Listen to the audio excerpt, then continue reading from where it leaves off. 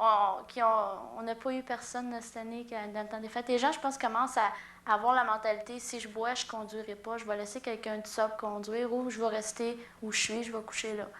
Donc, les bonnes habitudes, là, ils commencent à se faire, puis ça commence à être rentable. Là. Bien, pour les gens, en tout cas, nous, ça fait bien notre affaire que les gens ne conduisent pas en état d'ébriété. C'est dangereux. Malgré qu'il n'y a jamais eu d'accident grave rapporté que quelqu'un qui est en état d'ébriété. Donc, Mais ça fait rien, ça prend seulement une fois. c'est ça. On ne veut pas avoir une fois, la première fois tout de suite, en tout cas. Combien de policiers travaillent ici au poste? On est 9 patrouilleurs. Il y a un enquêteur, un sergent, un caporal, puis on a une secrétaire. Est-ce que vous trouvez, bon, là, je sais qu'il y a différents, comment on pourrait dire ça en anglais, des chiffres, mais différents postes, corps de travail. Oui. Est-ce que, bon, il y a plusieurs personnes qui se demandent la nuit comment ça se fait qu'il n'y a pas de patrouille comme telle à partir d'1 heure, je crois, c'est ça? Ça dépend des fins de semaine, ça va dépendre de ce qui se passe en ville. Des fois, on va travailler plus tard. Dépendamment Il y a des 2 chiffres, événements. par exemple. Il y a le chiffre de jour et il y a le chiffre de soir. Des fois, le chiffre de soir se prolonge aussi. D'accord. Fait que dépendamment de l'événement là, qui se déroule à Témiscamingue. Oui. Si on revient maintenant au début de ton métier policière, même en études, si tu veux, ce que j'entendais dire auparavant, c'est que les filles, lorsqu'elles étaient à l'Institut, un exemple, en entraînement ou quoi que ce soit, les gars étaient plus sexistes vers les filles, surtout vers les petites femmes policières. Est-ce que tu as senti ça, toi, quand tu as commencé? Non. Du tout, à l'Institut, on avait un bon groupe, je pense. Puis même les gens m'appelaient la petite. Là, j'étais la plus petite de mon groupe, mais c'était drôle. Comme, je prenais ça beaucoup en riant, puis je prends encore ça en riant. J'ai pas le physique de l'emploi, mais comme il a fallu que je travaille fort pour avoir mon uniforme. Puis disons que j'ai travaillé aussi fort qu'un gars, si on veut. L'entraînement, il est différent un petit peu, mais il n'y a pas une grosse différence. Si on regarde comme dans n'importe quel, disons les Jeux olympiques, les femmes, ils arrivent tout le temps, comme même en ski, que ce soit un lancer, du poids, n'importe quoi, ils sont un peu plus faibles que les hommes, malgré qu'ils sont excellentes dans ce qu'elles font. Ils sont un peu plus faibles, comme physiquement, la femme n'est pas construite de la même façon. Donc, c'est normal que les normes à l'Institut, d'après moi, soient un petit peu moins exigeantes pour les femmes, malgré que c'est assez difficile. C'est pas, il n'y a pas une si grosse différence que ça. Puis, on a des exercices différents, donc, en éducation physique à faire. Mais autant que nous, on n'est pas capable de faire ce qu'eux, ils font, eux autres, s'ils essaient de le faire, il y avait de la difficulté aussi, puis même, ils ne réussissaient pas. Comme, il y avait un exercice en particulier que je pense, là, que il disait, ben c'est difficile. Finalement, faire ça, je pensais que c'était facile, mais c'est pas si facile que ça. Donc, ça se compensait. Puis, je pense que c'est une attitude de se faire, comme le sexisme, tout ça, c'est une attitude. Si tu commences à prendre tout ce qu'ils disent pour du cash, si on veut, là, tu vas te sentir bien, tu sais, comme, tu vas te dire, ils sont bien sexistes, nanana. Mais si tu prends ça en rien, là, ben, seulement ça... C'est comme ça, il faut prendre ça. Oui, parce que la femme, ça fait pas longtemps qu'elle est dans ce métier-là. Puis c'est normal que les hommes ne sont pas habitués non plus de voir une femme en uniforme. Puis je les comprends aussi, c'est normal. Mais il s'agit de faire notre place. Donc, est-ce que, d'après toi, tu as moins de misère avec tes collègues de travail ou, en tout cas, d'études dans le temps, là, qu'avec certains particuliers, certains civils, lors d'arrestation ou quoi que ce soit, ou est-ce qu'ils sont portés à vouloir se montrer plus gros ou ils te respectent quand même? Oui, je trouve qu'on dirait que, je sais pas, pour X raisons, j'ai jamais eu physiquement à me battre contre quelqu'un. Peut-être qu'il y a des situations que ça aurait pu arriver, ça aurait été 2 hommes qui auraient été face à un individu qui voulait se battre, mais vu que moi, je suis une femme, je suis pas grande, je suis pas grosse, mais je le sais ça aussi. Je vais même mieux jaser, c'est sûr, mais si ça vient au bras, comme j'ai pas le choix, c'est ma job, je vais le faire. Mais comme j'ai pas peur, là. Donc, la réaction des hommes, c'est beaucoup plus tempéré, oui, d'après toi? Oui, on dirait que ça descend le niveau de la violence qu'il peut avoir. Là. Ça descend tout d'un coup quand ils me voient arriver. Bien, pas moi ou une femme en général. Ce que j'ai entendu dire des autres policiers, c'est que souvent, quand ils arrivent, ça baisse la tension de violence, comme elle descend beaucoup. Donc, ça peut régler un problème à certaines situations d'avoir une femme policière avec un policier. Donc, s'il y a des jeunes adolescentes ou même celles du collégien qui veulent continuer dans les études pour être policière, que ce soit la grandeur, le physique qu'elle a, c'est pas grave. Non, c'est une question d'attitude, je pense. C'est pas une question de physique. Tu peux avoir des femmes qui vont être assez bien bâties, mais ils vont se sentir diminués face à un homme. C'est l'attitude, je pense, qui rentre bien gros en ligne de compte. Il y a des petits hommes aussi qui sont dans... Des petits hommes, là, je veux dire, des hommes qui sont pas grands et pas gros, qui sont dans la sûreté ou dans un autre corps de police, puis ils font une aussi bonne job que quelqu'un qui mesure 6 pieds puis qui pèse 200 livres. C'est une question, comme je dis, d'attitude, puis de montrer que tu as confiance en toi. Je pense que c'est ça qui est important. Si la personne se demande si je m'asseye, qu'est-ce qui va arriver? Je vais-tu avoir de l'air fou si je donne une claque, puis elle se retourne de bord, puis elle me m'enterre? C'est qui va être le plus fou là-dedans? Là? C'est ça peut-être qui se passe. Je sais pas. Comme je suis pas un homme non plus, mais j'ai jamais eu de problème avec personne ici. En espérant que tu n'auras pas non plus. Oui, c'est ça. C'est sûr, là. Comme je me souhaite pas de malheur, mais si ça arrive, ça arrive. C'est bon, on parle justement de jeunes filles, si on parle d'étudiants, il y a eu un sondage à propos de la drogue à l'école. Comment ça s'est déroulé? Je suis allée rencontrer tous les groupes en anglais et en français. C'est donc un total de 240 étudiants que j'ai rencontrés. Je leur ai passé un sondage. C'était totalement anonyme. Il n'y a pas eu de nom donné. Ils ont fait ça volontairement. Je vais juste prendre ma petite feuille ici. On a eu... Mais moi, je pense qu'à Témiscamingue, on a un petit problème avec la boisson. Comme il y a 85% des jeunes ont consommé une fois ou plusieurs fois. 85? Oui. C'est pas mal. Oui, c'est beaucoup. C'est de quel âge à quel âge, là, tu parles le niveau? Secondaire 1 à 5, donc de 12 ans à 17 ans environ. D'accord. 85%, moi, ça m'a comme surpris un petit peu, mais je pense que la boisson, c'est tellement social, c'est tellement accepté par les gens, vu que c'est légal, qu'on n'est pas porté d'en faire un cas. Puis souvent, les gens vont avoir écrit ce sondage, comme je demandais, avez-vous déjà consommé des boissons alcooliques? C'était oui, non, et dans quelles circonstances? Les circonstances, c'est souvent comme à Noël, ces choses-là pour le secondaire 1 environ. Mais après ça va être avec des amis, à un party, en arrière de la gare, dans un parc. En gros, là, c'est à peu près les réponses qu'on a eues. C'est souvent en groupe que ça se passe. Toutes les consommations de drogue se sont faites quasiment, moi je dirais à 75% en groupe. C'est souvent le peer pressure qu'ils appellent, la pression du groupe, qui fait qu'ils y vont. Ils disent, ah ben, les autres le font, je vais le faire. Après ça, on avait 35% qui ont essayé le cannabis, qui inclut le hash, la mairie et le pot. C'est pas c'est 35%, pour moi, c'est assez élevé.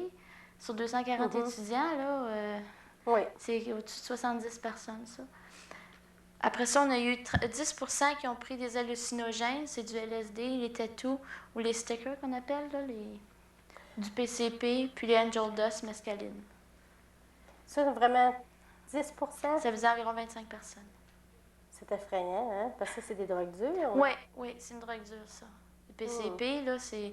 les effets de ça sont plus graves, disons, que le cannabis. Malgré qu'une drogue, c'est une drogue, puis du moment que tu viens à en avoir besoin, c'est une drogue, comme la cigarette, c'est une drogue, c'est nounou, mais c'est vrai, on le pense pas parce que c'est légal, ça se vend dans les dépanneurs, comme la boisson, dans le fond. Après ça, on aurait 2% auraient pris des narcotiques, tels l'opium, l'opium, je veux dire, et l'héroïne. 3% ils ont pris des tranquillisants, des Valium, du Librium. Ça peut être sous forme de médicaments, ça. C'est pour ça on peut le laisser de côté, le 2%. Mais 5% ont pris du stimulant comme la coke ou le crack. 5%, c'est au moins 25 personnes, ça. Avec le crack aussi? Oui. Ah! Puis ça, ils deviennent dépendants là, avec ça, là. Oui, mais le crack, je sais pas s'il y en a à Témiscamingue. Okay. Je suis pas prête à dire qu'il y en a. C'était peut-être la coke plus que d'autres choses. Puis, mais ça fait rien. Oui, ça fait rien. C'est 5%. Parce qu'on sait qu'il y en a de la boisson, de la drogue, mais je ne sais pas si vraiment certains parents vont croire à ces chiffres-là. Il faudrait qu'ils en soient conscients parce qu'il y aurait un petit problème à quelque part. Peut-être les parents ne savent pas non plus, ne sont pas au courant de ce qui se passe à l'école, dans les parties, quand ils vont à une danse. Il s'agit peut-être de poser plus de questions à nos enfants, de dire où tu vas, avec qui tu es, quand est-ce que tu vas rentrer, je vais aller te chercher. Ces questions-là sont peut-être essentielles. Ça montre à l'enfant que son parent, il veut savoir ce qui se passe dans sa vie. C'est pas juste de même. Là. Parce que je discutais avec certains parents qui disaient, ben voyons donc, où est-ce que tu veux qu'ils prennent ça? Puis si on parle avec les jeunes, ils disent, ils envoient les jeunes en prendre. Pas parce qu'eux en prennent, mais ils le voient. Puis pour eux, c'est presque rendu normal. Ça les dégoûte, mais en même temps, ça les intrigue. C'est peut-être de là aussi devient la première fois à essayer quelque chose. Oui. Parce que c'est devenu trop normal, à mon avis. Oui. Si on regarde, je pense à des statistiques, en 92, on n'a eu aucune saisie de drogue avec la Sûreté. Je parle au poste. On a eu 9 saisies de drogue, ben, des trafics de drogue, je vais dire, plus pas des saisies, mais des trafics de drogue. On a eu 9 l'année passée. Puis je pense que cette année, on est rendu à 3 déjà. Donc, les gens se réveillent un peu plus. Oui, là. je pense que, ben aussi, on commence à s'apercevoir qu'on a un problème aussi, là. Peut-être que c'est... Puis c'est plus facile aussi quand ça commence, le monde, ils se disent, ah, ben, ils font rien. Fait que, peut-être que c'est là, mais... Moins surveillé, donc Moins on surveillé. en profite plus. Oui. Mais là, ça commence à changer un petit peu, là. Puis le comportement des jeunes change aussi, on le voit. Que plus le problème est gros, plus il y a plus de vandalisme ou quoi que ce soit. Si on fait attention et on surveille, c'est d'en parler. Et non seulement d'en parler et pas agir, mais d'agir aussi. Oui. C'est ça qui est important. C'est peut-être aussi dire aux jeunes, comme lorsque tu as rencontré les jeunes, tu leur as dit, venez me rencontrer, ça peut être anonyme. Si vous voyez un revendeur, venez m'en parler. J'imagine que c'est à peu près Non, ça. je fais pas j'ai pas fait cette démarche-là, parce que je me dis, s'ils veulent venir, ils savent qui je suis, ils me voient passer souvent en auto, peuvent me voir n'importe où sur la rue. S'ils veulent me parler, je pense qu'ils vont venir d'eux autres. Je veux pas aller les chercher parce que à quelque part, je veux être un ami parce que je suis pas, je suis une policière, mais je suis une personne aussi, donc. Mais il n'y aurait pas un moyen d'avoir soit une personne ressource au bureau, au poste comme tel, que les jeunes me sauraient, bon, je peux appeler là anonymement, je peux... Mais à tout temps, ils peuvent appeler Ouais. anonymement. Ça ne dépend pas vraiment du policier, je pense, qu'il va répondre. Ça dépend de la personne, ce qu'elle veut dire aussi. Si elle veut absolument parler à une personne, elle va s'arranger pour aller la voir en dehors de ses heures de bureau ou quand on travaille, on passe souvent à l'entour de l'école. Donc, s'ils veulent nous parler, je pense qu'on est assez accessible à la population. D'accord. Si on parlait maintenant d'infocrime, Oui. ça pour terminer. Ouais. Là, tu as des sujets, peut-être un vol en particulier. Oui, on aurait eu un vol mercredi, durant la nuit de mercredi 19 à jeudi le 20 janvier. Ça s'est passé à la Légion durant la nuit. Apparemment, il y aurait eu un pick-up qui aurait été stationné devant la Légion durant la nuit. On ne sait pas la couleur, on ne sait pas la plaque, on ne sait pas à qui il appartient. Mais on peut penser que ce serait peut-être cette personne-là qui aurait fait le vol du coffre-fort. Dans le coffre-fort, il y avait 5 000 S'il y a n'importe qui qui a de l'information, vous pouvez appeler durant les heures d'ouverture du poste, soit de 7h30 le matin à 16h30 l'après-midi au 627-3378. Et après ces heures-là, si vous ne voulez pas que vos appels soient transférés à Rouen, au 627-3379, c'est directement au poste. Si un policier va répondre, si ça ne répond pas, c'est qu'il n'y a pas personne au poste durant ces heures, à ce moment-là. Donc, c'est des appels anonymes. C'est anonyme si vous voulez vous nommer, vous pouvez. L'un ou l'autre. Oui. Je te remercie beaucoup, Nancy. Ça m'a fait plaisir. J'ai hâte de te réinviter. Puis j'espère que les jeunes, ça va leur donner le goût, en tout cas aux adolescents ou aux adolescentes, de faire un métier. On a besoin tous et toutes d'avoir une protection, puis des personnes aussi qui sachent parler comme toi, nous, en tout cas, comment on pourrait dire, démystifier un peu le rôle d'un policier ou d'une policière. Merci beaucoup encore. Ah ben, ça m'a fait plaisir.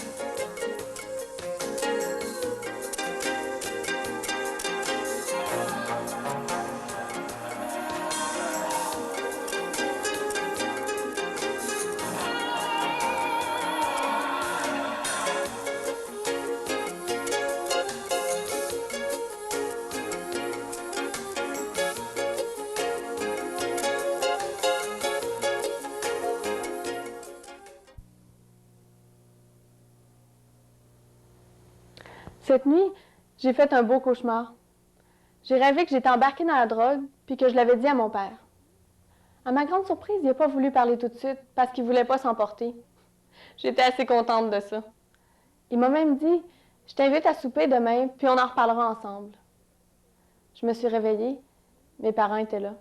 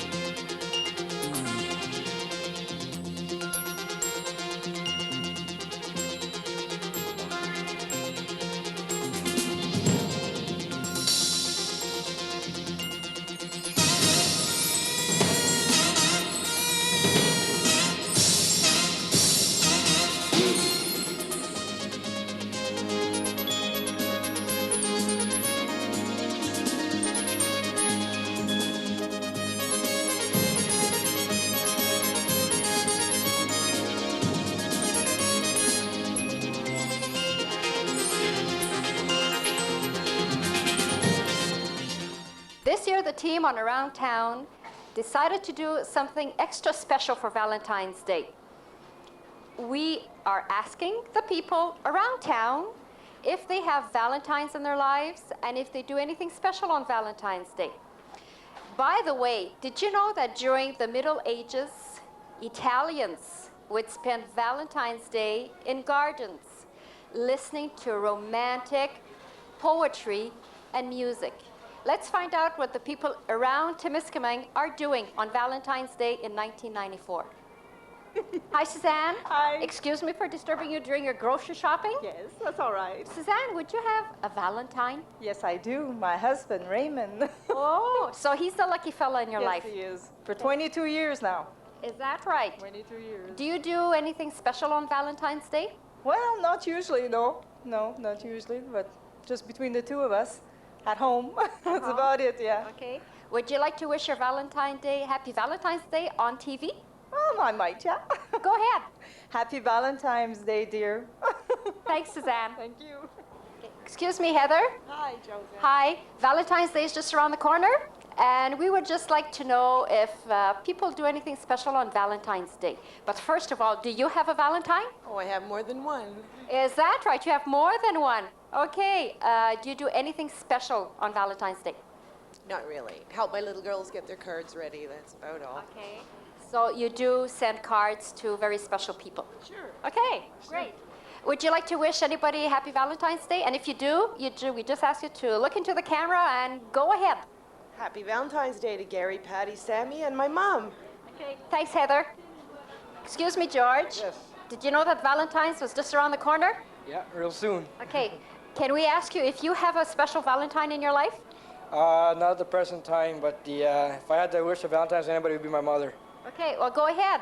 Just look into the camera and wish her Happy Valentine's Day. Happy Valentine's, Mom. I love you. Thanks, George.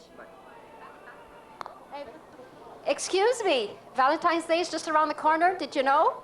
Yes. Okay, we would just like to know if the people around town, around Temiskaming, have Valentines. Do you have a Valentine? Yes. Do you have a Valentine? Yes. Okay. Do you do anything special on Valentine's Day? Takes me out for supper. Okay. So the cook has a break on Valentine's Day? Okay. And does your Valentine do anything for you? No, not really. She says yes to your invitation, right? Okay. Would you like to wish anybody happy Valentine's Day? If you do want to, we ask you to look into the camera and just send a message of love to somebody that you would like to receive. Happy Valentine's to Derek and Devin and our family and friends. Happy Valentine to my mom and dad, and my brother and Franz and his family. Thank you very much. Believe it or not, onions once held a place in romance. German girls who wished to marry used to tie boys' names to onions, then plant them in a container on Valentine's Day. The girls believed they'd marry the boy whose name was attached to the first onion to sprout. Another Valentine's Day trivia. Salut Stéphanie, salut Melissa. Bonjour. Saviez-vous que la Saint-Valentin s'en vient bientôt? Oui. Est-ce que vous y avez pensé? Oui. Oui. Est-ce que vous avez des Valentins ou des Valentines, vous autres? Toi, Stéphanie? Oui. Tu as une Valentine? Oui. Ah oui. Puis toi, Melissa, as-tu une Valentine dans ta vie? Oui. Oui. Est-ce que vous aimeriez envoyer un message à votre Valentine? Je vais commencer avec toi, Stéphanie. Est-ce que tu voudrais lui dire un message à ta Valentine? Oui. OK. Bonjour, maman, je t'aime, puis joyeux Saint-Valentin. C'est beau, Stéphanie. Merci. Toi, Melissa, est-ce que tu voudrais lui envoyer un message à ta Valentine? Oui. Vas-y. Bonjour, maman, je t'aime, joyeux Saint-Valentin. Merci beaucoup, les filles. Je suis certaine que votre maman là, va être très heureuse d'avoir un très beau message de ses deux Valentines préférées. Merci, Melissa. Merci, Stéphanie.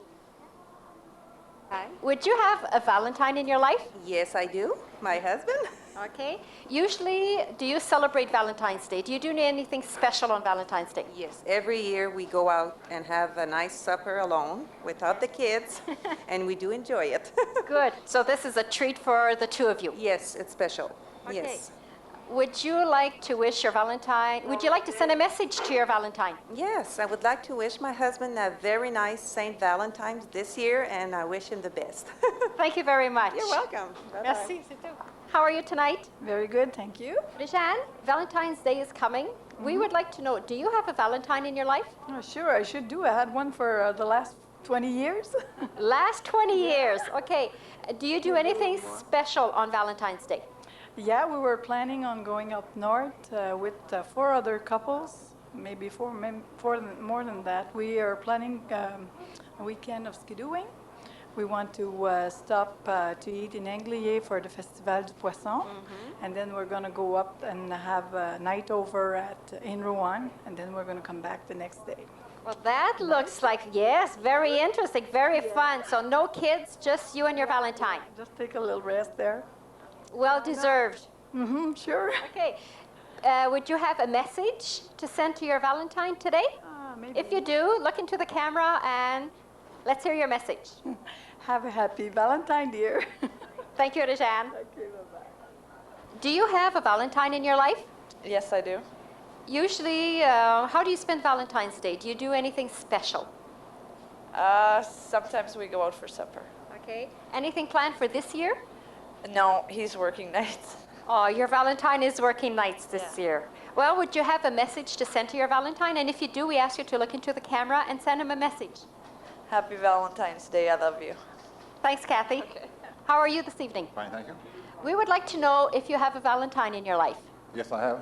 Okay. Are you planning anything special this year for Valentine's Day? No. I'm No? not. Would you like to send her a message for Valentine's Day? Because if you do, we ask you to look into the camera and send her a message. Okay. Happy Valentine's Day, anyway. Thank you, Mr. Robinson.